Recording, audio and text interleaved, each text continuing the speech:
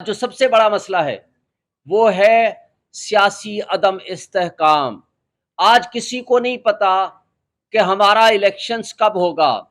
9 महीने से जायद होने वाले हैं।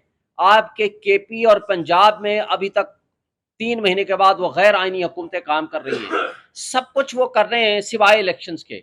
और इसी तरह जो मौजूदा आई है केयर टेकर सेटअप, जो कि पीडीएम की एक फाशिस्ट जमात और मुस्लिम लीग नून की एक एक्सटेंशन है, कि जिसने राजा रियाज जो कि लोटे बने थे सिर्फ इस कॉन्सिडरेशन पे कि जनाब उनको पीएमएलएन की टिकट मिलेगी, अब वो पीएमएलएन को प्यारे भी हो गए हैं, उसकी और शहबाज शरीफ की एक आशीर्वाद से ये जो केयर टेकर सेटअप आया और उसने वो जो स्टेटमेंट दी है, मैं उसकी शदीद मजम्मत करता हूँ और पीटीआई उसकी शदीद मजम्मत करती है।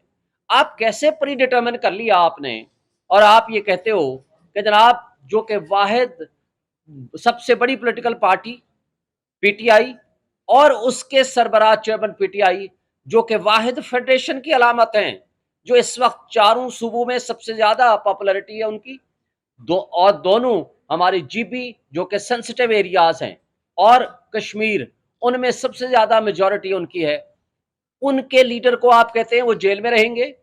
आप अपना प्री डिटर्मिन्ड माइंड और थॉट और सोच दे रहे हैं कि अगर वो जेल में रहेंगे तो भी इलेक्शन बड़ी फ्री एंड फेयर होगा। भाई आज आपकी हुकूमत है, आप हमें बताएं किधर है सदाकत अब्बासी, किधर है उस्मान डार, किधर है वो मशवानी, किधर है शेख रशीद। इन लोगों को कौन उठा के ले गया और क्यों उठाया? तो क्या एक ही पॉलिटिकल पार्टी के बंदों को आप उठाएंगे और इस जबर खौफ की फिजा में आप कहेंगे कि इलेक्शन फ्री एंड फेयर हो रहे हैं और इमरान खान को हम जेल में रखेंगे? बात यह है कि आपका ये काम नहीं है।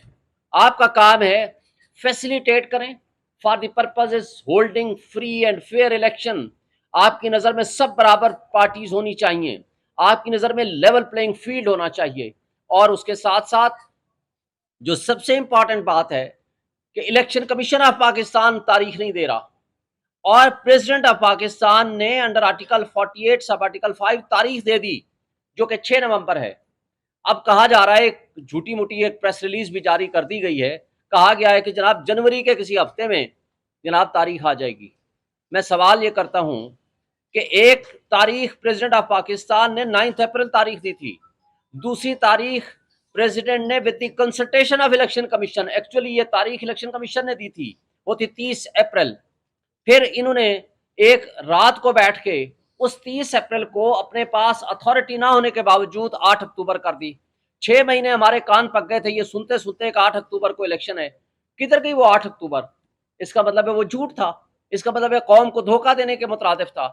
फिर उसके बाद 8 अक्टूबर के बाद आज मैं समझता हूं कि फिर अगेन उसी तरह का तर्ज अमल अडॉप्ट किया जा रहा है। ये काबिल अफसोस है। देखें, सियासी अदम इस्तेहकाम की बुनियाद पर जो सिचुएशन क्रिएट हो गई है, मुझे बताएं एशियन डेवलपमेंट बैंक की 3 दिन पहले की रिपोर्ट, उन्होंने ये कहा है कि आधे आपके 1/3 मसाइल तब हल होंगे कि जब आप फ्री एंड फेयर इलेक्शंस कराएंगे। आप इलेक्शंस की तरफ जाएंगे तो आपकी सियासी अदम इस्तेहकाम खत्म होगा। जब सियासी अदम इस्तेहकाम खत्म होता है, एक स्ट्रॉन्ग डेमोक्रेटिक गवर्नमेंट ही इस मुल्क के मसाइल को हल कर सकती है। ये केयर टेकर्स का काम नहीं है। ये आर्जी तौर पर इस मुल्क को चलाने के काबिल अब मुल्क का कोई फायदा नहीं होगा। उससे हमारी नेशनल सिक्योरिटी भी एट स्टेक है। और इसलिए हम मुतालबा करते हैं चीफ जस्टिस ऑफ पाकिस्तान से कि वो प्रायोरिटाइज करें, क्योंकि आगे कॉन्स्टिट्यूशनल क्राइसिस आने वाला है। इस आईनी बहरान में जब आपका हमारा केस ही फर्ज करो, जो कि सुप्रीम कोर्ट बार एसोसिएशन का भी केस है और पीटीआई का भी केस है कि 90 डेज में इलेक्शन होने चाहिए, और वो जो सीसीआई के कंपोजिशन है वो अनकॉन्स्टिट्यूशनल एंड इलीगल है, क्योंकि उसके अंदर 2 वज़राए आला गैर आईनी बैठे हुए थे। क्योंकि आइन की रूह ये है कि जो इलेक्टेड रिप्रेजेंटेटिव्स हैं उन्होंने ही पॉलिसी डिसीजंस देने हैं, और पॉलिसी डिसीजंस कोई ऐसा अनइलेक्टेड रिप्रेजेंटेटिव नहीं दे सकता, ना फैसला कर सकता है। तो लिहाजा सीसीआई के जो वो फैसले हैं वो इलीगल अनकॉन्स्टिट्यूशनल हैं।